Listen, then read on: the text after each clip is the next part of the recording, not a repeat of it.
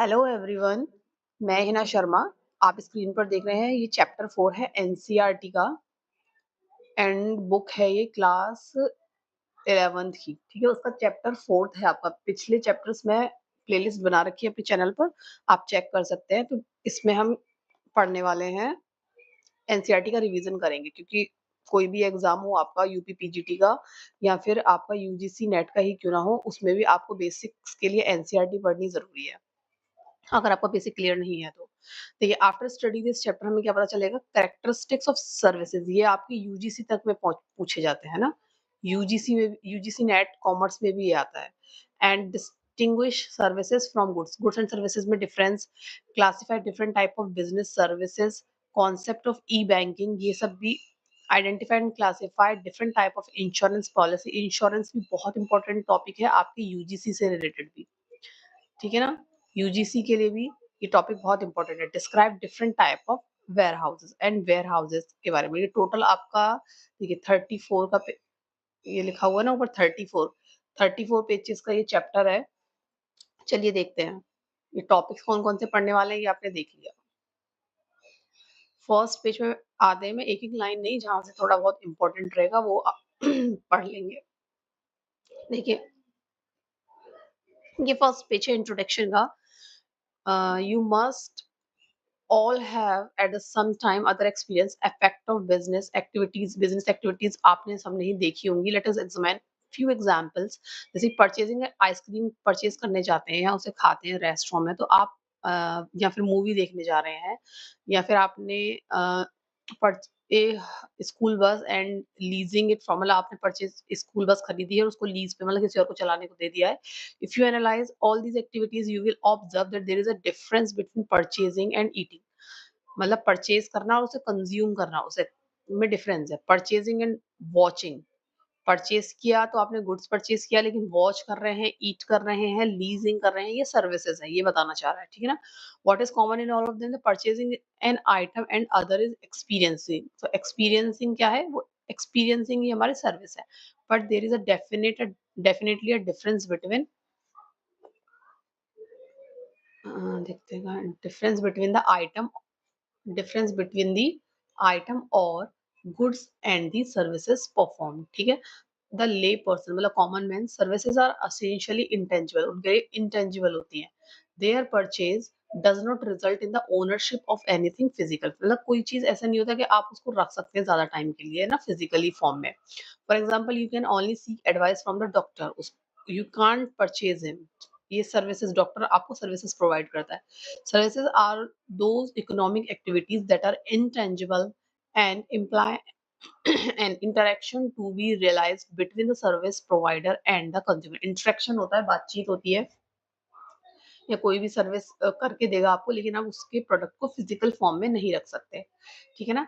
Service are, ये देखो इसकी कैरेक्टरिस्टिक है। Service are those separately identifiable, essentially intangible activities that provide satisfaction of want that are not necessarily linked to the sale of the product or another services।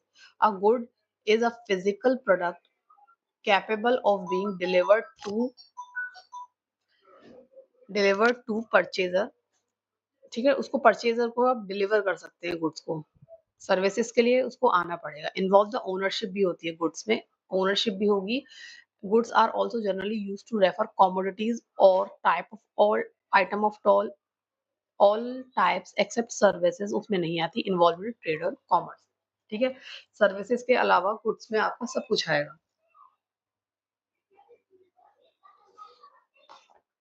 अब देखिए nature of services पढ़ते हैं, ये important है आपके UGC के purpose से भी एंड आपके कोई भी पीजीटी एग्जाम के पर्पज से भी। देखते हो एक पेज पे हो जाए तो दिखे क्या है। नहीं होगा।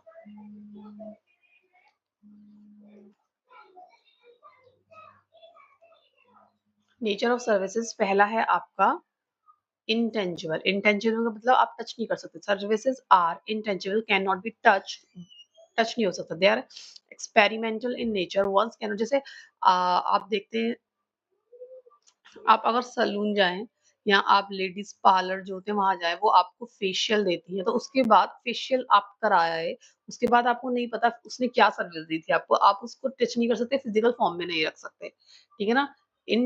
वो इंटेंजिबिलिटी होती है उसमें। नेक्स्ट पढ़ते हैं आपका इनकंसिस्टेंसी। इनकंसिस्टेंसी का मतलब the second important characters of the service is inconsistency, since there is no standard tangible product, services have to be performed, different customer have different demand and expectation, services provide। देखिए इसका जो inconsistency का मतलब है, different customer have different demand and expectation, सबके लिए same service नहीं है, वो अकॉर्डिंगली उसमें थोड़ा चेंज होता रहता है, ठीक है। नेक्स्ट क्या है, inseparability। Inseparability, another important characteristic of services, is a simultaneously activity of production and consumption being performed, these make the production and consumption of services seem to be inseparable। मतलब ये आपका जो प्रोडक्शन है and consumption है वो अलग नहीं हो सकता, वो साथ में ही होगा, ठीक है ना। गुड्स में तो क्या है, आपने प्रोड्यूस कर लिए आज और आप 2 महीने बाद भी बेच सकते हैं, लेकिन सर्विसेज में क्या है, वो सेम डे होगा। while we can manufacture a car today and, देखिए मैं पता ना, sale after a month is often not possible with services that have to be consumed as when they are produce, जब प्रोड्यूस होती है तभी उनको कंज्यूम भी करना होता है। सर्विस प्रोवाइडर में design a substitute for a person by using appropriate technology, but the interaction with the consumer remain a key feature of services, ठीक है। जो इससे एटीएम कार्ड ही हो गया, अब उसमें आप एटीएम कार्ड आप यूज करेंगे तो ये थोड़ी है कि पैसे लेने फिर आप 1 महीने बाद आएंगे, तुरंत होगा। इन्वेंट्री, इन्वेंट्री नहीं होती है, लेस इसमें दिया हुआ है। इन्वेंट्री का मतलब है स्टॉक, आप सर्विसेज को स्टॉक करके नहीं रख सकते, यहाँ पे लेस है। सर्विसेज हैव लिटिल और नो टेंजिबल कंपोनेंट, तो उसको आप स्टोर क्या करेंगे जब टेंजिबिलिटी ही नहीं है। This is the services are perishable and provider can at best store some associate goods but not the services itself, ठीक है। एक्सपीरियंस को आप स्टोर कैसे कर सकते हैं, नहीं कर सकते ना। अब इन्वॉल्वमेंट, इन्वॉल्वमेंट होगा, जो आपका सेलर है जो आपको दे रहा है जिससे आप खरीद रहे हो उसका इन्वॉल्वमेंट होगा। One of the most important characteristic of the services is the participation of the customer भी होगा in the service delivery process. अब customer has the opportunity to get the service modified भी करवा सकता है, सर्विसेज को मतलब एनहेंस चेंज करा सकता है अपने according, according to the specific requirement, ठीक है। अब देखिए अगला पॉइंट है difference between goods and services, तो हम इसे इस वाले चार्ट से पढ़ लेते हैं। देखिए नेचर क्या है, एन एक्टिविटी और प्रोसेस, वॉचिंग अ मूवी, ये आपका सर्विस है। फिजिकल ऑब्जेक्ट है तो वो गुड्स है। टाइप क्या है, हेट्रोजीनियस। हेट्रोजीनियस मतलब अलग अलग, कोई भी कस्टमर आएगा तो उसका एक्सपीरियंस अलग होगा, किसी को कोई चीज पसंद आएगी किसी को नहीं आएगी। जैसे पिक्चर है कोई, किसी को लव स्टोरीज पसंद है किसी को एक्शन पसंद है, तो एक्शन देखने वाले जितने भी लोग आए किसी को कम पसंद आएगी किसी को ज्यादा पसंद आएगी, तो वो हेट्रोजीनियस टाइप हो जाएगा। गुड्स क्या है, होमोजीनियस, मतलब जो बाजार में कपड़ा बिक रहा है या कोई लंच बॉक्स बिक रहा है वो सब एक ही टाइप का प्रोडक्शन कर करके उन्होंने भेजा हुआ है। इंटेंजिबिलिटी सर्विसेज में होती है, गुड्स में नहीं, गुड्स में टेंजिबिलिटी होती है। इनकंसिस्टेंसी यहाँ पर होती है, इस पर नहीं होती। Different customer getting standard product same मिल रहा होता है, क्योंकि जैसे कोई भी टाइप की बुक्स ही मान लीजिए, एनसीईआरटी अगर बुक ही सेंड कर रहा है तो वो एक ही जैसी प्रिंट कर करके भेज रहा है ना, तो स्टैंडर्ड मिलेगा। और इंसेपरेबिलिटी, प्रोडक्शन एंड कंजप्शन में इंसेपरेबिलिटी नहीं है, साथ में होगा, और यहाँ पर सेपरेशन है। इन्वेंट्री सर्विसेज में कांट एंड यहाँ हो सकता है। इन्वॉल्वमेंट पार्टिसिपेशन कस्टमर का होगा, और यहाँ पर डिलीवरी जब कर रहे हैं तो कस्टमर ना भी हो तब भी चल जाएगा। मैन्युफैक्चरिंग का व्हीकल, देखिए यहाँ पर मैन्युफैक्चरिंग किसी ने ऑर्डर दिया तो वहां पर कस्टमर नहीं है तो कोई दिक्कत नहीं है, चल जाएगा, ठीक है। और देखते हैं इस पेज में क्या है। अगला टॉपिक है आपका ये types of services. Types of services, देखिए पहला है बिजनेस सर्विसेज। बिजनेस सर्विसेज आपकी क्या होती है, business services are those services which are used by business enterprises for the conduct of their activity. मतलब बिजनेस में जो भी, देखिए क्या क्या है, बिजनेस के लिए हमें जो जो एक्टिविटीज चाहिए, जैसे बैंकिंग चाहिए, इंश्योरेंस चाहिए, ट्रांसपोर्ट सामान ले जाने के लिए, वेयर हाउस सामान स्टोर करने के लिए, एंड कम्युनिकेशन बातचीत करने के लिए, ये सारी सर्विसेज हमारी क्या है, बिजनेस सर्विसेज है, जो एक बिजनेस के लिए इंपॉर्टेंट होती है। एंड फिर होती हैं आपकी सोशल सर्विस। पहला आपने पढ़ा banking service,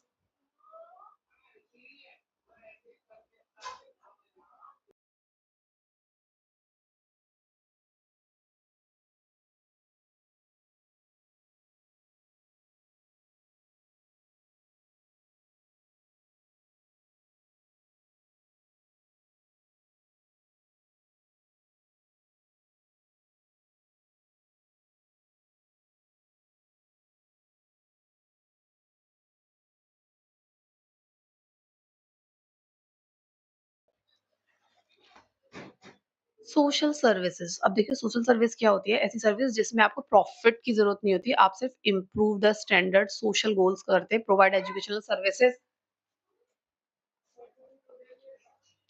services health care देना, हाइजीन कंडीशन स्लम एरियाज में usually provided voluntary but for some consideration, for example to cover their cost. यहाँ पर मतलब कंसिडरेशन माने कुछ जो पैसे ले रहे हैं वो इतने रीजनेबल है कि उनकी बस कॉस्ट कवर हो जाए, कोई कुछ कमा नहीं रहे, ज्यादा प्रॉफिट नहीं है, है ना? एनजीओज हैं, ये सब काम करती हैं।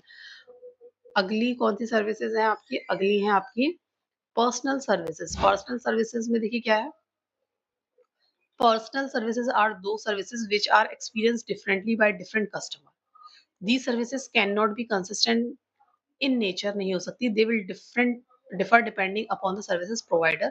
They will also depend upon customers preference and demand. For example, tourism, recreational services and restaurant में हर कोई जाके कुछ ना कुछ अलग ऑर्डर करता है और उसको अलग एक्सपीरियंस होता है, तो ये सारी पर्सनल सर्विसेज हैं।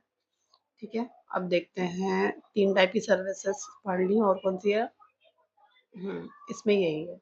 नेक्स्ट पेज पर चलते हैं। अब आपका अगला टॉपिक है बैंकिंग। बैंकिंग क्या है? Banking, commercial banks are important institution of the economy for providing institutional credit to its customer. Banking companies in India which transact, देखिए क्या करती है? Accepting for the purpose of landing, मतलब पैसे accept करती है जनरल पब्लिक से और उसको लोन के फॉर्म में लेंड करती है। इन्वेस्ट भी करती है, डिपॉजिट ऑफ मनी फ्रॉम जो पब्लिक से ली है, रीपेबल ऑन डिमांड, जब वो मांगते हैं तो पैसे भी देती है, क्योंकि जब हम बैंक पहुंच जाते हैं कुछ 100-200 रुपए या 1000 रुपए निकालने, तो उनको फिर पे भी करती है, वापस भी देती है। Otherwise and withdrawal by the cheque से भी होता है, ड्राफ्ट से भी होता है, ड्राफ्ट ऑर्डर और अदरवाइज, ठीक है ना? एंड उससे हम नेट बैंकिंग वगैरह से भी कर लेते हैं, अदरवाइज में देख सकते हैं उसको। In simple term, a bank क्या करता है? बैंक एक्सेप्ट मनी और डिपॉजिट, रीपेबल भी करता है डिमांड पे, ऑल्सो अर्न, कुछ प्रॉफिट भी कमा लेता है उसको पैसे को लोन पे देके, लैंडिंग मनी। अब बैंक स्टिमुलेट इकोनॉमिक एक्टिविटी, और ये जो बैंक है ना वो इकोनॉमिक एक्टिविटी करता है in the market by dealing in money, it mobilize the saving of people, या कैसे लोगों की सेविंग को यूज करता है, ठीक है ना? उससे अपने फंड क्रिएट करता है। अवेलेबल टू द बिजनेस, और से बिजनेस फाइनेंसिंग भी कर सकता है, कैपिटल एंड रेवेन्यू एक्सपेंडिचर भी उठा सकता है, ठीक है? फाइनेंशियल इंस्ट्रूमेंट जो यूज करता है एंड प्रोवाइड फाइनेंशियल सर्विसेज, किस लिए? प्राइस, आपका इंटरेस्ट देता भी है, लेता भी है लोन पे, डिस्काउंट, कमीशन, इन सब के लिए ये काम करता है।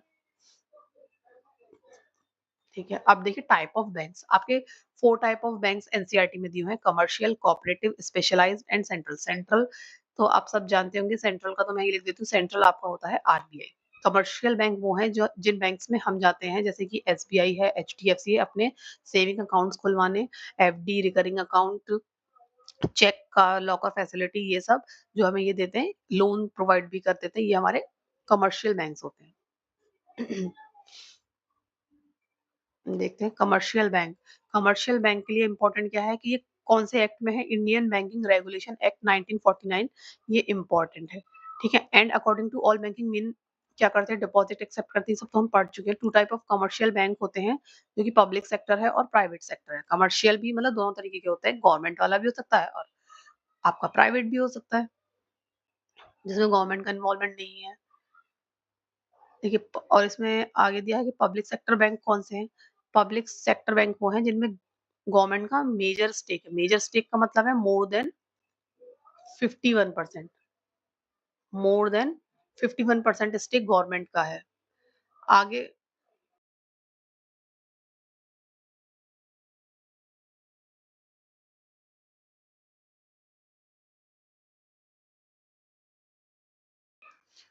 एंड आपको अगला दे रखा है private sector bank. Private sector bank है own and manage control by private promoters, they are free to operate and market forces, there are number, देखिए एसबीआई, पीएनबी, आईओबी, ये पब्लिक सेक्टर बैंक्स के नाम है। And the other private banks HDFC, ICI, Kotak Mahindra, Jammu and Kashmir bank, ये private banks के नाम है कुछ, ठीक है? आगे चलते हैं, कोऑपरेटिव बैंक क्या होते हैं? Cooperative bank are governed by provisions of state cooperative societies act and mean especially for providing cheap credit to their member। Cooperative क्या होता है? कोऑपरेटिव आप कई बार पूरी आपके कॉमर्स में सुनेंगे ये नाम। इसमें क्या होता है कि जैसे कोई गाँव है या कोई कस्बा है, उसमें क्या होता है ना, कुछ लोग मिलके एक ग्रुप क्रिएट कर लेते हैं, ठीक है ना? कुछ लोग एक ग्रुप क्रिएट करते हैं और फिर कुछ मिनिमम अमाउंट ये एक पे करके ना फंड रेज़ कर लेते हैं। और जैसे किसी को भी, जैसे इस पर्सन को अगर रिक्वायरमेंट है, तो ये फंड उसका जो भी जितना भी उसको ज़रूरत है उसको दे दिया जाएगा बहुत कम इंटरेस्ट पे, और जो इंटरेस्ट आएगा वो सभी लोगों में, बाकियों में बाँट दिया जाएगा। तो ये थोड़े प्रॉफिट पे अब ज़्यादा दूर जाने से या बैंकिंग पेपर्स और जो इनको प्रॉब्लम हो रही है, जा नहीं पा रहे हैं लोकेशन पे, इनके है नहीं, तो ये अपनी लोकेशन पे इस चीज़ का इंतज़ाम कर लेते हैं और आपस में ये सब चीज़ें कर लेते हैं। फॉर्मली भी बैंक के फॉर्म में भी हो रहा है और बिना बैंक के फॉर्म में भी कोऑपरेटिव सोसाइटी के नाम से भी आप इस चीज़ को सुनेंगे कई बार। एग्रीकल्चर फाइनेंसिंग इन इंडिया के लिए रूरल क्रेडिट, मतलब वहाँ पर क्रेडिट प्रोवाइड कराया जाता है। अब स्पेशलाइज्ड बैंक हैं, जो स्पेशली किसी एक्टिविटी पर्पस के लिए बने हो, जैसे फॉरेन एक्सचेंज बैंक है तो ये फॉरेन करेंसी के लिए, इंडस्ट्रियल बैंक है तो इंडस्ट्रीज के लिए है, डेवलपमेंट बैंक है जैसे आपका एक्सपोर्ट इंपोर्ट बैंक है तो एक्सपोर्ट इंपोर्ट से रिलेटेड है। तो स्पेसिफिक किसी एक्टिविटी के लिए उनको डेवलप करा गया है, एस्टैब्लिश करा गया है। देखिए सेंट्रल बैंक के बारे में कौन नहीं जानता, सेंट्रल बैंक है आपका रिजर्व बैंक ऑफ इंडिया, ये सेंट्रल बैंक है आपका इंडिया का, ठीक है, हमारी कंट्री का। ये सारी मॉनेटरी पॉलिसीज आपको देता है, क्या क्या करता है, मॉनेटरी पॉलिसीज निकालता है जिसमें ये सीआरआर, एसएलआर, ठीक है ना, ये सब rate, repo rate, reserve reserve repo rate, ये सब करता है लिक्विडिटी मेंटेन करने के लिए। आगे पढ़ते हैं functions, functions of commercial bank, सारे बैंक्स के बारे में थोड़ा थोड़ा पढ़ लिया। फंक्शंस क्या है, वैसे तो ये सारा उसमें डिटेल में मैंने आपको बता दिया कि सबसे पहले क्या, ये तो एक तो एक्सेप्ट डिपॉजिट्स एक्सेप्ट करते हैं, जो सेविंग अकाउंट, फिक्स्ड अकाउंट या रिकरिंग अकाउंट के फॉर्म में लोग जमा करना चाहते हैं, ठीक है। एंड सेकंड है आपका लैंडिंग, उस पे इंटरेस्ट भी मिलता है, ठीक है ना, परसेंटेज ऑफ इंटरेस्ट भी मिलता है जो एक्सेप्ट डिपॉजिट कर रहे हैं commercial bank. Lending of fund मतलब लोन प्रोवाइड कर रहे हैं ना, पब्लिक को कुछ इंटरेस्ट पे लोन प्रोवाइड कर रहे हैं। अगला है आपका चेक फैसिलिटी दे रहे हैं, चेक से पेमेंट कर सकते हैं आप। रेमिटेंस ऑफ फंड, ये थोड़ा सा नया वर्ड या कॉमन वर्ड नहीं है ये जो हम यूज करते हैं, तो रेमिटेंस को हम पढ़ लेते हैं थोड़ा सा। रेमिटेंस ऑफ फंड क्या है, provide the facility of fund transfer from one place to another, से रेमिटेंस कहते हैं, on account of the interconnectivity of branches. Fund है मतलब ट्रांसफर ऑफ फंड है, जब हम बहुत बड़ा बड़ा अमाउंट 10,000 20,000 कहीं दूसरे शहर में किसी रिश्तेदार को ट्रांसफर कराए तो उसे रेमिटेंस ऑफ फंड कहते हैं। अब आपकी लास्ट है ये एलाइड सर्विसेज, ये क्या है, एक्स्ट्रा सर्विसेज, इससे मेन सर्विसेज से अलग क्या देते हैं, जैसे लॉकर फैसिलिटी, अंडरराइटिंग सर्विसेज, ये सब buying and selling of shares, debenture, इनको भी ये प्रमोट करते हैं, इनके लिए भी काम करते हैं, तो ये सब चीजें। अब देखिए ई बैंकिंग क्या है, जो बैंकिंग आप अपने घर बैठ के इंटरनेट से या अपने फोन इंटरनेट का यूज करके अपने फोन, लैपटॉप, कंप्यूटर से करते हैं, वो ई बैंकिंग है, ठीक है। इसके आप देखते हैं और क्या है, इसमें ऐसा और कुछ नहीं है। इसकी हाँ, आप ये कर सकते हैं कि आप इनकी फुल फॉर्म देखिए, जैसे इसमें एटीएम की फुल फॉर्म क्या है, automatic teller machine, point of sales, POS, electronic data exchange, EDI, and EFT आपका क्या है, इलेक्ट्रॉनिक फंड ट्रांसफर होगा ये, यहाँ इलेक्ट्रॉनिक बैंक हो गया, इलेक्ट्रॉनिक फंड ट्रांसफर होगा, ठीक है। एनईएफटी है इसकी full form, national electronic fund transfer, RTGS, real time gross settlement, ये सब चीजें हैं जो हम इंटरनेट की हेल्प से करते हैं। इसे ई बैंकिंग कहते हैं, जो इंटरनेट का इस्तेमाल हो रहा है। अब इसके बेनिफिट क्या है, बेनिफिट है कि आप digital payment and promote transparency, transparency main word है ट्रांसपेरेंसी। ई बैंकिंग और क्या है कि 24 आवर्स और 365 डेज आप कभी भी अपने फोन से, लैपटॉप से, कभी भी कितने भी बजे उसको पेमेंट को कर सकते हैं। अगला क्या है, customer can make some of the permitted transaction from the office और वाइल ट्रेवलिंग, भी कर सकते हैं मोबाइल फोन से, ट्रेवल कर रहे हैं आप तब भी कर सकते हैं, कोई स्पेसिफिक प्लेस की जरूरत नहीं है। अब एक ये चार्ट है, जो छोटे छोटे इंपॉर्टेंट चार्ट है जो देखने जरूरी होते हैं एनसीईआरटी में। देखिए ट्रांजेक्शन आप दो तरह की करेंगे, या तो गुड्स खरीदेंगे या तो सर्विसेज खरीदेंगे। कुछ मोड ऑफ पेमेंट, पैसे देंगे, कैश देंगे या फिर डिजिटल देंगे, मतलब ऑनलाइन देंगे। अब कैश तो दे दिया तो वही बात खत्म हो गई। डिजिटल में क्या है, या तो प्लास्टिक कार्ड, क्रेडिट कार्ड आपका हो गया, या डेबिट कार्ड हो गया, या फिर ई बैंकिंग, उससे नेट बैंकिंग जिसे कहते हैं उससे आप दे सकते हैं। अब प्लास्टिक कार्ड में आपका डेबिट और क्रेडिट कार्ड हो गया, ठीक है? ई-बैंकिंग आप यूज़ करते हैं तो उसमें यूएसएसडी होता है और जिसको यूएसएसडी में क्या कहता है, point of sale, AEPS, Aadhaar enable payment है ये। यूपीआई, माइक्रो एटीएम, भीम, मोबाइल वॉलेट, ये सारी चीज़ें आपकी ई-बैंकिंग और यूएसएसडी में आती हैं।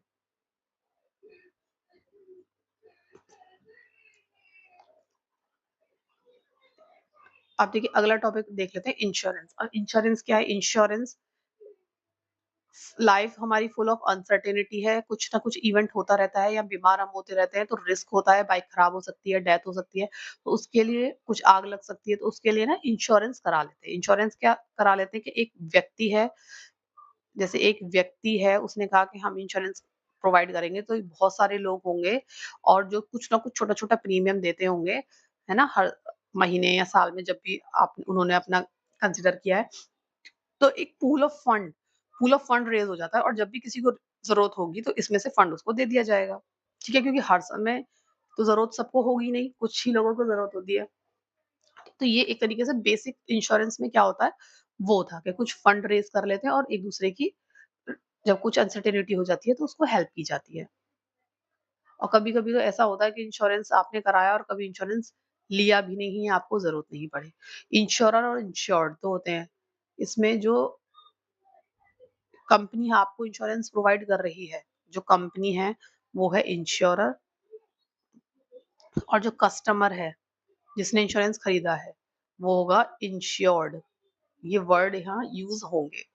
देखिए जैसे ये रहा, insured, whose risk, person whose risk is insured, insurance जिसे दिया गया है वो इंश्योर्ड है। आगे चलते हैं, fundamental principle of insurance. Insurance के प्रिंसिपल्स क्या हैं? देखो, एक तो प्रोटेक्शन प्रोवाइड करेगा आपको किसी भी रिस्क से, रिस्क को वो शेयर करेगा and assistant in capital formation, the accumulated fund of the insurer received by the premium के तरीके से जो उसे पैसे मिले हैं, made by the insured are invested in various। अब इसको क्या करेगा, जो वो पैसे जो प्रीमियम के फॉर्म में उनके पास पैसे हैं, तो उसको सिर्फ रखे रखेगा कि जब तक वेट करते रहेंगे लोगों का, तो ये उसको इन्वेस्ट भी कर देते हैं, उससे कैपिटल फॉर्मेशन भी करते हैं। एंड फर्स्ट कोई आपका बचा हुआ है, प्रोवाइड सर्टेनिटी ऑफ पेमेंट, कि अगर कोई रिस्क होगा, लॉस होगा तो सर्टेनिटी है कि आपको पेमेंट मिल जाएगा। There are many uncertainty happening of time होती है। Insurance remove this uncertainty and assured receives payment of loss. कोई लॉस होगा तो उसका पेमेंट, मतलब सर्टेनिटी जो वहाँ लिखा हुआ है ना, वो पेमेंट की सर्टेनिटी है।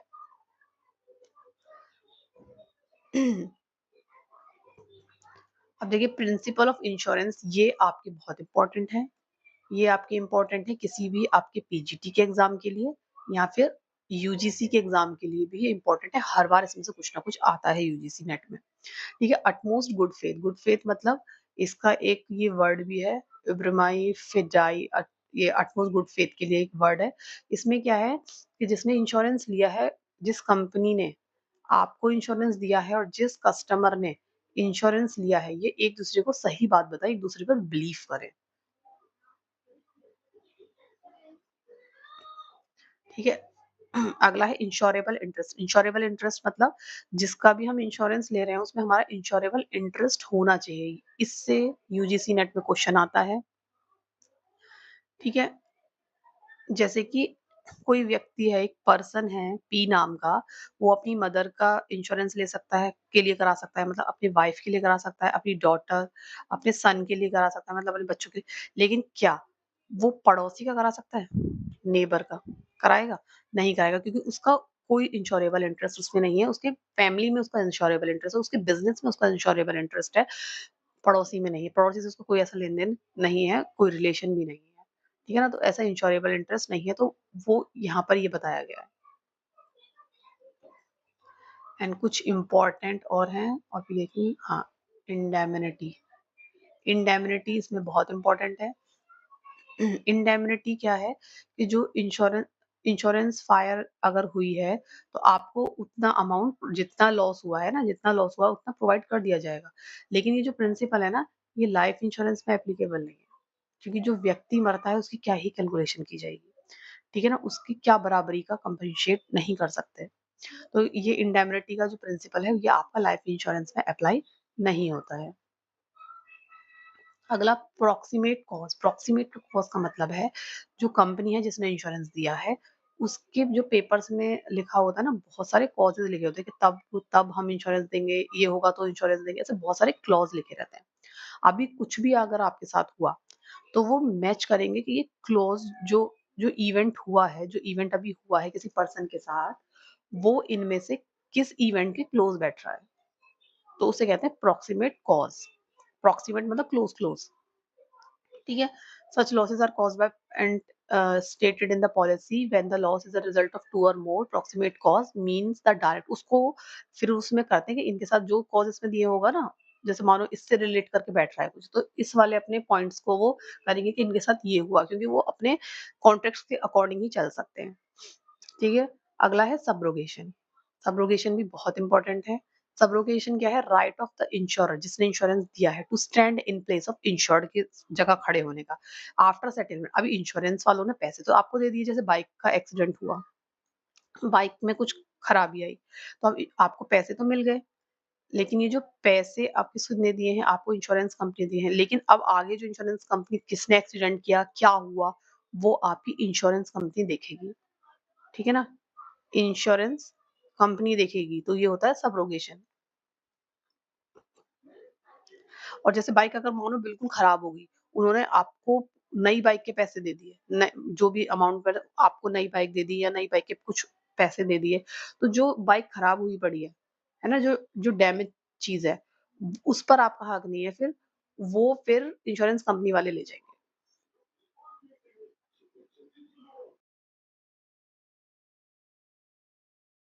ठीक है?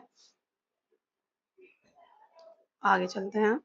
कंट्रीब्यूशन मतलब सभी कुछ ना कुछ आपका एनुअली कुछ ना कुछ कंट्रीब्यूट करेंगे, जिसे प्रीमियम कहते हैं। As the principal is a right of insurer who paid claim under insurance to call upon liable insurer to contribute for loss of payment. It implies that in the case of double insurance, अच्छा, double insurance देख ले क्या है। एक मैंने bike खरीदी, उसमें मैंने ए कंपनी से भी इंश्योरेंस ले लिया और बी कंपनी से भी इंश्योरेंस ले लिया। तो इसमें क्या होता है ना, हमें ए को भी पता होना चाहिए कि बी से ले रखा है, और बी को भी पता होना चाहिए कि ए से ले रखा है, दोनों को पता होना चाहिए अदरवाइज। और जैसे कि अगर आपको 10,000 का लॉस हुआ है, तो ऐसा नहीं है कि ये भी 10,000 देंगे और ये भी 10,000 देंगे, नहीं। आपको दोनों को बताना पड़ेगा, दोनों एक-दूसरे से सलाह-मशवरा करके या जैसे भी करके इस अमाउंट का ही आपको टोटल देंगे, चाहे एक आपको 5,000 दे और दूसरा 5,000 दे, एक 4 दे और दूसरा 6 दे, कुछ भी हो, लेकिन टोटल आपको 10,000 ही मिलने वाले हैं। ठीक है? ये है आपका कंट्रीब्यूशन, डबल इंश्योरेंस के केस में कंट्रीब्यूशन। अब नेक्स्ट है मिटिगेशन। मिटिगेशन में क्या होता है? ये प्रिंसिपल कहता है duty of insured to take responsible steps to minimise the loss or damage to the insured company. Insured कौन है? जिसने इंश्योरेंस लिया है। अब मानिए उसकी दुकान में आग लग गई, लेकिन वो बाहर खड़े होकर आराम से देख रहा है, क्योंकि भाई मेरे पास तो इंश्योरेंस है। ऐसा नहीं होना चाहिए, उसे कोशिश करनी चाहिए कि जो फायर अगर है, तो उसको उसने मिनिमम करने की कोशिश, मिनिमाइज करना लॉस को करा है, उसने कोशिश की है, पानी डाला है, सामान बाहर निकाला है, उसने सब कुछ किया है। तो जो बचा हुआ लॉस है उसके लिए उसको क्लेम मिल जाएगा। ठीक है? अगर वो कोशिश नहीं कर रहा है, तो फिर ये चीज़ उसको नुकसानदेह रह सकती है इंश्योरेंस के केस में। ठीक है? और देख लेते हैं कोई। हाँ, अब ये देखिए लाइफ इंश्योरेंस के बारे में देखा। लाइफ इंश्योरेंस के बारे में आप सभी लोग जानते होंगे। लाइफ इंश्योरेंस क्या है कि हमारी खुद की लाइफ अनसर्टेन है। हमको किसी भी व्यक्ति को भई कभी भी कुछ हो जाए तो क्या मालूम? ए व्यक्ति है, अब मानिए उसको 40 इयर्स में कुछ हो गया, मतलब डेथ हो गई, अब उसके बच्चे हैं, बी एंड सी, उसकी वाइफ है, तो उनका क्या होगा? उनका क्या होगा? ठीक है? तो इसने इंश्योरेंस ले लिया था, अब इसके डेथ पे इनको कुछ अमाउंट मिलेगी, जिससे कि अपना ये भविष्य थोड़ा बहुत सुधार सकते हैं in the absence of his father, their father. ठीक है? ये आपका इंश्योरेंस पॉलिसी। अब इसमें ना कुछ टाइप होते हैं। लाइफ इंश्योरेंस में आपके कुछ टाइप होते हैं। कुछ इंश्योरेंस टाइप यहाँ दिए हुए हैं। ये बॉक्स भी इम्पोर्टेंट होते हैं। फायर इंश्योरेंस होता है, motor insurance, personal accident insurance and life insurance. ठीक है ना? इसमें कौन से फैक्ट इनमें दिया हुआ है कि फैक्ट आपको डिस्क्लोज़ करने होते हैं अपने सब। मोटर है तो टाइप ऑफ व्हीकल और ड्राइवर की डिटेल्स, और फायर हुई है कहीं तो बिल्डिंग का कंस्ट्रक्शन के बारे में, फायर कैसी लगी, फायर फाइटिंग इक्विपमेंट क्या यूज़ हुए, नेचर क्या था, एंड आपका पर्सनल है तो आपकी age, height, weight, occupation, previous medical history तो नहीं है कोई, एंड लाइफ इंश्योरेंस में आपकी age, previous medical history, smoking and drinking habit, ये सब चीज़ें डिस्क्लोज़ करनी होती है, वो पूछते हैं। अब देखिए टाइप ऑफ इंश्योरेंस, आपका एक तो होता है लाइफ इंश्योरेंस और एक दूसरा होता है जनरल इंश्योरेंस। जनरल इंश्योरेंस में सारी चीज़ें आती हैं, लाइफ इंश्योरेंस सिर्फ ह्यूमन्स के लिए, इंसान के लिए होता है। जनरल इंश्योरेंस में क्या है आपका marine insurance, fire insurance and other insurance, ये सब चीज़ें हैं। ये आगे पढ़ेंगे, सब चीज़ इसमें मिलेगी आगे।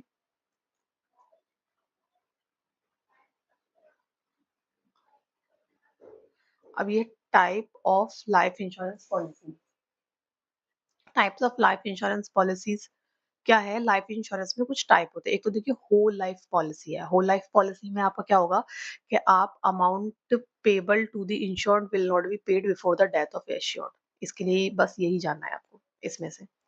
जब तक इंश्योरेंस करने वाला नहीं मरेगा तब तक पैसे नहीं मिलेंगे उसने जिसको भी नॉमिनी बनाया होगा। ठीक है ना? और नेक्स्ट देखते हैं।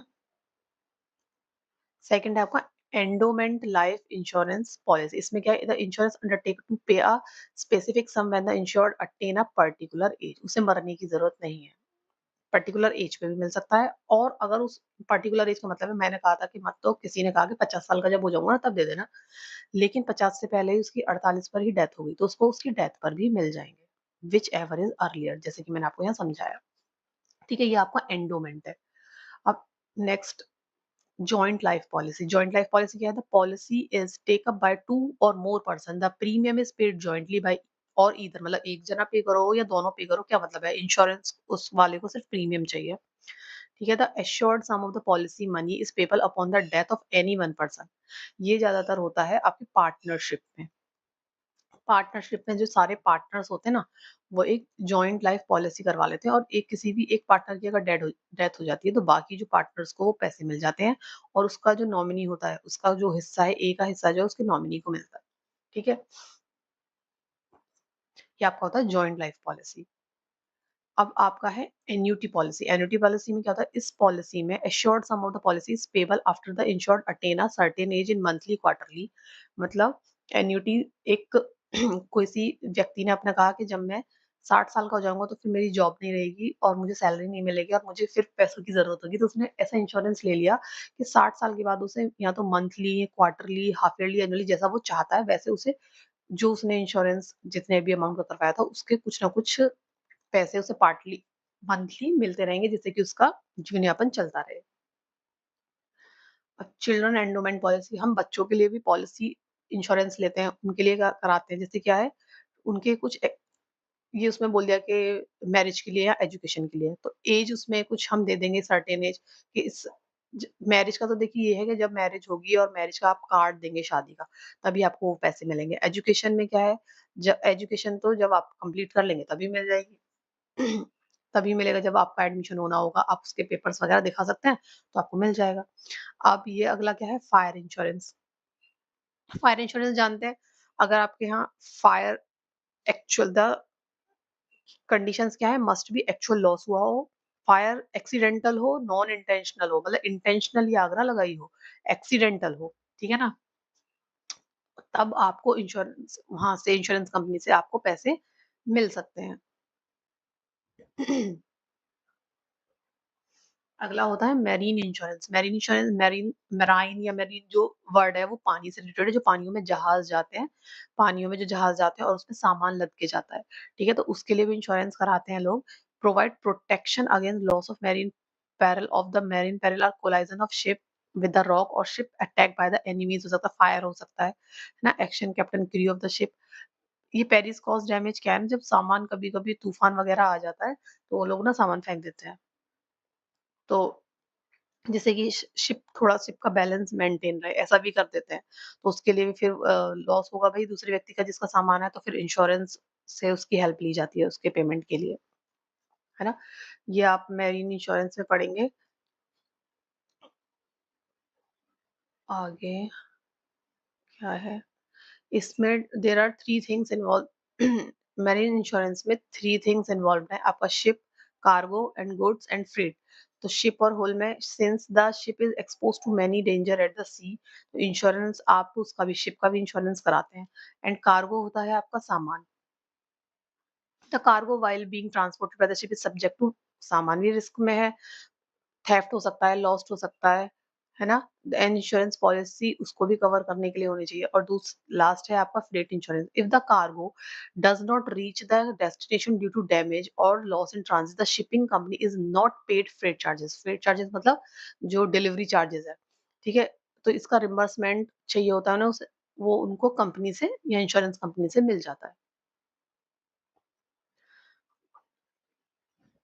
The fundamental principle of marine are the same as the general principle, main element of same होते हैं, जर्नल और लाइफ के सेम है।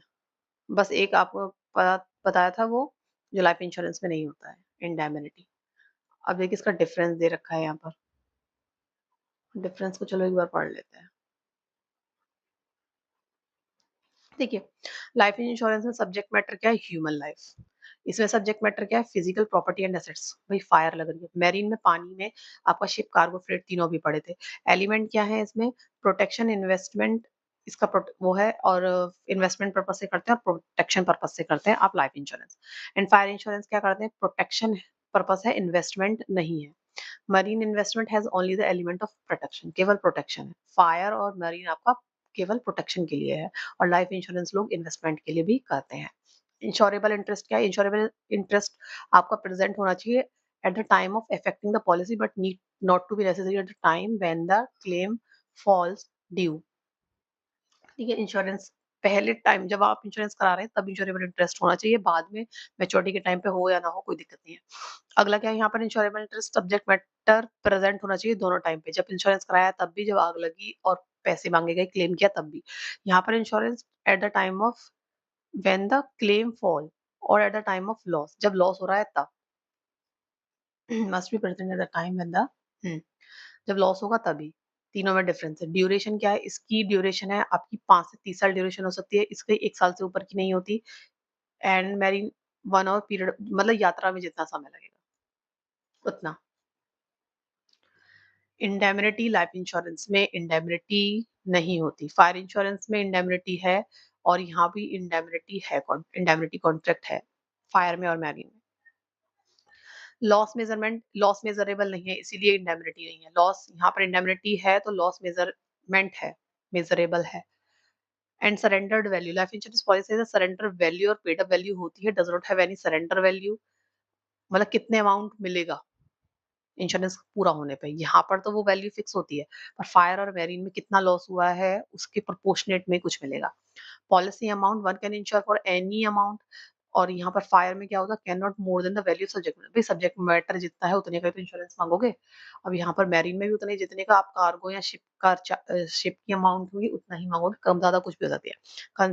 Contingency of risk, risk this element of certainty the event of, यहाँ पर कहाँ कहाँ है? डेथ पर हो सकता है ना? और इसमें क्या है? द इवेंट कब होगा? डिस्ट्रक्शन बाय फायर से कुछ दिक्कत हो तब अनसर्टेनिटी आती है। यहाँ पर loss at sea many occur and there may be no claim, there is an element of earth, यहाँ पर अनसर्टेनिटी यहाँ पर भी है। ठीक है? कम्युनिकेशन सर्विसेज, कम्युनिकेशन बातचीत जो आप लेटर, फोन सबसे कर सकते हैं, टेलीविजन, रेडियो, एडवर्टीजमेंट के लिए, पोस्टल सर्विसेज, फाइनेंशियल फैसिलिटीज। देखिए these facilities are provided through the post office saving account, provident fund, किसान विकास पत्र, नेशनल सेविंग सर्टिफिकेट, मतलब आप फाइनेंशियल फैसिलिटीज आप कहाँ से लेंगे? अब अगला है मेल फैसिलिटीज। मेल मतलब पार्सल, पार्सल आपको आ सकते हैं, वो भी पोस्ट ऑफिस वाले कर देते हैं। और बहुत सारी एजेंसीज भी आजकल खुली हुई हैं।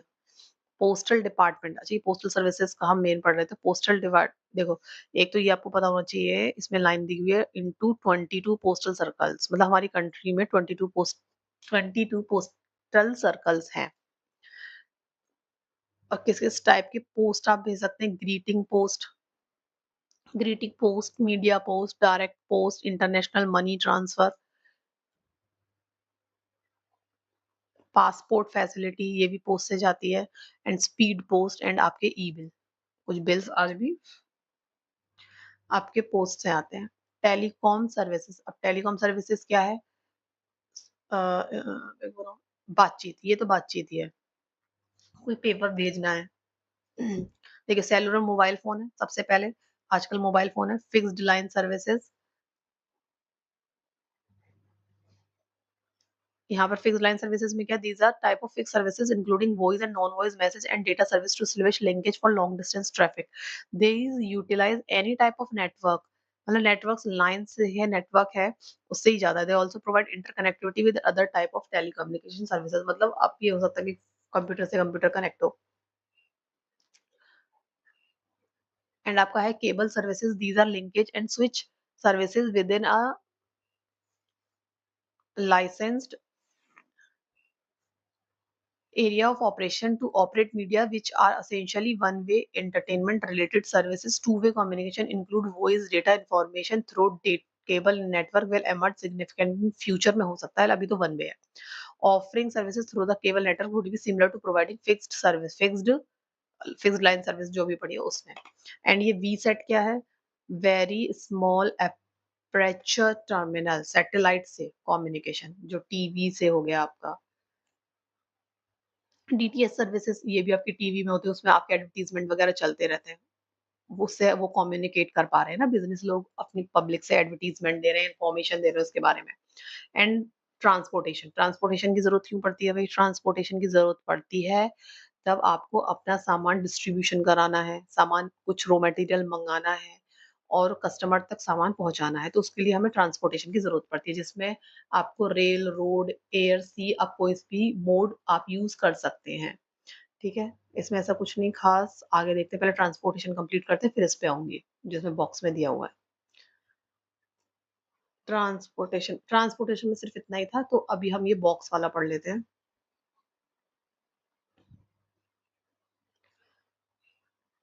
देखिए इसमें क्या लिखा है, डिफरेंट टाइप ऑफ इंश्योरेंस, जो हमने पीछे एक टेबल में देखा था उसमें इंश्योरेंस टाइप दिए हुए थे, तो वो वाले हैं डिफरेंट टाइप ऑफ। अब देखिए हेल्थ इंश्योरेंस तो आप सब जानते हैं, हेल्थ इंश्योरेंस तो आजकल सबने कराए होते हैं। हेल्थ आपको ईयरली एक प्रीमियम अमाउंट देना होता है, अगर आप एडमिट होते हैं तो आपका वो सारा खर्चा इंश्योरेंस कंपनी उठा देती है। अब मोटर व्हीकल आपके बाइक और कार पर, है ना? बाइक और कार पर इंश्योरेंस, ये भी सबको आजकल पता होगा, घर-घर में बाइक या कार होती है, कोई उसमें खराबी होती है, उसमें ठीक होना होता है, तो वो इंश्योरेंस से आप करा सकते हैं। एंड ये बल्गेरी इंश्योरेंस है, burglary insurance fall under the classification of insurance of property, ये पढ़ने की जरूरत है। Insurance of property in case of Bulgari is the loss of damage of household goods and properties and personal effect due to theft, चोरी हुई हो, ये बल्गेरी word भी आपका चोरी वगैरह चोरी से ही है ना? हाउस ब्रेक हुआ हो, act of such nature are covered, जैसे फ्लड या अर्थक्वेक हो नेचर में, तो उसमें मिलता है। घर के लिए है ये, आपकी प्रॉपर्टी के लिए। और इसमें insurable interest must exist at the time of loss होना चाहिए, but not necessary at the time when the policy was taken, मतलब जब आपका लॉस हुआ है तो प्रॉपर्टी थी, अब आपने इंश्योरेंस जब लिया था, जब शायद उसमें उतना सामान था कि नहीं था पता नहीं, लेकिन उस टाइम पे कितना लॉस हुआ वो मैटर करता है। और इसमें कॉज प्रॉक्सिमा, जो प्रॉक्सिमेट कॉज पीछे पड़ा था वो अप्लाई होता है। कैटल इंश्योरेंस, आपके घर में गाय, भैंस, बकरियाँ जो लोग पालते हैं, उनका इंश्योरेंस करा लेना, वो है आपका cattle insurance. Crop insurance, crop insurance जब आप कोई खेती कर रहे हैं और किसी फेलियर से आपका सूखा पड़ गया, ड्रॉट या फ्लड, ज़्यादा पानी हो गया और वो फसल खराब हो गई, तो उसका रिस्क कौन उठाएगा? इंश्योरेंस कंपनी उठाएगी और कुछ पैसे या जितना भी आपका लॉस हुआ उसको प्रोवाइड करेगी। स्पोर्ट्स इंश्योरेंस क्या है कि आजकल क्या होता है ना, जो स्पोर्ट्समैन होते हैं, उनको भी रिस्क होता है कि उनके हाथ-पैर कोई हड्डी टूट जाए, कुछ खराब हो जाए, उनका फंक्शनिंग उस तरीके से ना हो, तो वो अपना ना ले लेते हैं insurance. The assure a comprehensive ability which sportsman covering there उनका स्पोर्टिंग इक्विपमेंट का भी है, पर्सनल का भी है, लीगल लायबिलिटी भी है, personal accident of risk. Equipment के लिए भी है और पर्सनल के लिए भी, दोनों के लिए है। अगला है आपका अमर्त्य सेन शिक्षा योजना, ये क्या है? Offered by a general insurance company secure the education of dependent children, जो डिपेंडेंट चिल्ड्रन है ना, उनकी शिक्षा से रिलेटेड है ये। डिपेंडेंट चिल्ड्रन का मतलब है लेस देन 18 ईयर ओल्ड, है ना? बॉडी इंजरी रिजल्टिंग सोली डायरेक्ट, क्योंकि भाई जो आपके डिपेंडेंट बच्चे हैं उनका सारा भार फिर किस पे आ जाएगा? घर के हेड पे आ जाएगा, मतलब फादर पर आ जाएगा। तो फादर क्या है ना, इंश्योरेंस करा लेता है। इससे परेशान होने से अच्छा कि बार-बार कोई चार्जेज़ वगैरह उसे देने पड़े। कोई टोटली डिसेबल बच्चा हो उसके लिए इंश्योर student है and completion of duration of the cover wherever the first and the indemnity shall not be sum exceed the total। बस आपको यही जानना है कि वो डिपेंडेंट बच्चों की शिक्षा के लिए। राजेश्वरी महिला कल्याण बीमा योजना, ये जो योजना है family member of insured women in the case of death और डिसेबलमेंट अराइजिंग, ये वुमेन्स के लिए है क्योंकि लिखा ये बीमा है ना। अब ये कुछ सोशल सिक्योरिटी स्कीम है जो पेंशन, अटल पेंशन योजना, ये 18 से 40 तो आप पे करेंगे, फिर 60 के बाद आपको मिलना शुरू होगा। प्रधानमंत्री सुरक्षा बीमा योजना 2 लाख है, प्रीमियम ₹12 पर ईयर का है। प्रीमियम ₹12 करना है और 2 लाख तक का आपको कवर होगा। प्रधानमंत्री जन धन योजना में क्या था कि एटीएम कम डेबिट कार्ड आपको मिले थे और उसमें आपको लाइफ इंश्योरेंस कवर 1 लाख का मिला था और 30,000 का, 2 है ना? बिल्ड एक्सीडेंट का 1 लाख और लाइफ कवर 30,000, ये स्कीम है। प्रधानमंत्री जीवन ज्योति बीमा योजना में 2 लाख का इंश्योरेंस कवर होता है और सालाना 330 पर ईयर आपको देने होते हैं। अब आपका टॉपिक आया वेयर हाउसिंग। वेयर हाउसिंग क्या है? सामान को स्टोर करना। आपने सामान बना लिया, लेकिन आपने स्टोर नहीं किया। स्टोर भी करना पड़ेगा कहीं सही जगह, सही टाइम पे जो आप पहुँचा सकें। तो इसमें क्या है type of warehouses. Type of warehouses आपका एक हो गया प्राइवेट वेयर हाउस, प्राइवेट वही कोई भी करा सकता है। जैसे मैं चाहूँ तो मैं कोई वेयर हाउस खोल लूँ, तो वो प्राइवेट ओनर हो गया। एंड दूसरा होता है आपका पब्लिक। पब्लिक वेयर हाउस जो गवर्नमेंट प्रोवाइड करती है, उसमें चार्जेस शायद या तो कम रहेंगे या फ्री होगा। ठीक है? बॉन्डेड वेयरहाउस पढ़ लेते हैं, ये कुछ नया है। Bonded warehouse are licensed by the government to accept imported goods के लिए है। जैसे जो गुड्स बाहर से आ रहे हैं तो उन्हें कुछ समय के लिए कुछ ड्यूटीज़ या कुछ पेपर्स चेकिंग सब सारा काम करने से पहले उन्हें कहाँ रखा जाएगा, तो उनको आपके ये बॉन्डेड गुड्स वेयरहाउसेस में रखा जाएगा और जब आप उनके सारे क्लेम्स या चार्जेस या पेपर्स क्लियर हो जाते हैं तो वो अपना सामान वहाँ से ले जाते हैं। And importer need not to block fund for payment of import duties before the goods are sold or used. Even if he wishes to export the goods kept in bonded warehouse, he may do so without payment of custom duty. The bonded warehouse facilitate interport trade. Interport trade भी provide करते हैं। मतलब क्या है bonded warehouse बाहर से import वाले goods आगे वहाँ रखे गए हैं और जहाँ सेल होंगे फिर वहीं से चले जाएंगे। Interport क्या है? एक कंट्री से इंडिया में सामान आया और सेम टू सेम उन्होंने दूसरी कंट्री में भेज दिया। उसमें कोई भी चेंज नहीं किया। इन्होंने मँगाया ही इस इंसान ने मँगाया ही इसीलिए था यहाँ से क्योंकि उन्हें यहाँ देना था। ये डायरेक्ट इससे नहीं ले सकता या कुछ आपस में कुछ राइवलरी है या कुछ है। तो इसने क्या करा कि चलो मैं आपको कराता हूँ इंतज़ाम, इससे लेके इसको डायरेक्ट दे दिया। कुछ भी चेंजेज़ उसमें सामान में नहीं किया। तो उसे इंटरपोर्ट ट्रेड कहते हैं। ये पीजीटी में भी बहुत इम्पोर्टेंट टॉपिक है और आपका यूजीसी में भी बहुत इम्पोर्टेंट है इंटरपोर्ट ट्रेड। ठीक, गवर्नमेंट वेयर हाउस हो गए, कॉर्पोरेट फिर से वही है जो कुछ गाँव के लोग हैं या कोई सोसाइटी है, आस-पास एरिया के लोगों ने कुछ लोगों ने मिल के किया, वो कॉर्पोरेट वेयर हाउस है और बाहर के लोगों के लिए भी प्रोवाइड कर सकते हैं और अपने लिए भी उसको यूज़ कर सकते हैं। Function of warehouse, functions of warehouse क्या है? कंसोलिडेशन। कंसोलिडेशन क्या है? The in the function of ware receive the consolidate मतलब मेट सामान आया different from production plant, dispatch the same to the particular customer on a single transportation symbol, मतलब यहाँ से आया, यहाँ से आया, यहाँ एक जगह है और कोई भी लेके उसे जा सकता है। एंड ब्रेक द बल्क, ये क्या है? ब्रेक द बल्क क्या है? Ware to perform the function of dividing the bulk quantity of goods received from the production plant into smaller quantities. These smaller quantities are not transported according to the requirement client. जैसे कि एक ये plant है और बहुत सारा सामान था और 3 जगह जाना है। तो ये वेयर हाउस से आप भिजवा सकते हैं तीनों कस्टमर्स को। बल्क एक साथ नहीं जाएगा, 3 पीसेस में डिवाइड हो जाएगा। Stock piling, the next function of warehouse is the seasonal storage. अब सर गर्मियों में उगने वाली चीजें सर्दी में भी लोग डिमांड कर रहे हैं, तो वो वेयर हाउस वाले उसे भी प्रोवाइड कर रहे हैं, स्टोर कर देते हैं, फ्रीजिंग कर देते हैं, है ना? ज़्यादा सर्दी के उसमें टेम्परेचर पे लो टेम्परेचर पे उन्हें फ्रीज़ कर देते हैं, जिससे उन्हें किसी भी मौसम में खाया जाता था। वैल्यू एडेड सर्विसेज़ क्या है? Certain value added services also provided by warehouses such in transit, mixing, packing, labelling भी करके दे रहे हैं, तो वो एक्स्ट्रा जो सर्विस प्रोवाइड कर रहे हैं ना, grading according to the quantity dividing into smaller lot of मतलब छोटे-छोटे पैकेट बना के बेचना। Price stabilisation by adjusting the supply of goods. अब जब वेयर हाउस में सामान रखा हुआ है और धीरे-धीरे डिमांड पर गुड्स सप्लाई हो रहा है, तो प्राइस भी स्टेबल रहेगा, प्राइस फ्लक्चुएट नहीं करेगा। ठीक है?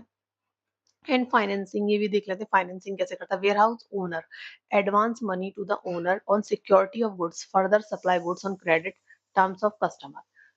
मतलब वेयर हाउस से उधार सामान भी जा सकता है, कस्टमर अलाउ करे तो।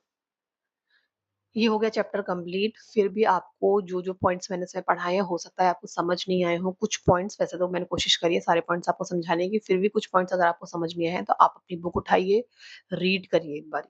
ठीक है, रीड एनसीईआरटी रीड करनी जरूरी है। मैंने शॉर्ट में एक बार रीड आपको कराई है, उनके लिए तो ये बहुत थोड़ा सा ठीक रहेगा जिन्होंने एक बार एनसीईआरटी रीड करी हुई है। फिर उसके बाद लास्ट टाइम पे जब कोई एग्जाम आने वाला होता है और उन्होंने एनसीईआरटी रिवाइज करनी है, तो आप इससे एनसीईआरटी रिवाइज कर सकते हैं, क्योंकि सिर्फ आप सुनेंगे तो आपको इतना थकान भी नहीं होगा, बोरिंगनेस भी नहीं होगा, तो आप सिर्फ सुनेंगे। इसमें देखिए हमने सारे ये वाले देख लीजिएगा, की टर्म सारे पढ़े हैं चैप्टर के लास्ट में। आपको ये सारे पढ़ के पता होना चाहिए इनका मीनिंग सबका। अगर आपको पता है तो इसका मतलब आपने चैप्टर सही से पढ़ा है, अदरवाइज आपको दोबारा उसे रीड करने की जरूरत है, जो जो पॉइंट्स आपके समझ में यहाँ ना आ रहे हो ये सारे पॉइंट्स में। ठीक है, इसे मैं अपनी प्लेलिस्ट में ऐड कर दूंगी, प्रीवियस चैप्टर्स भी आप देख सकते हैं और जल्दी ही नेक्स्ट चैप्टर की वीडियो भी आ जाएगी। Thank you.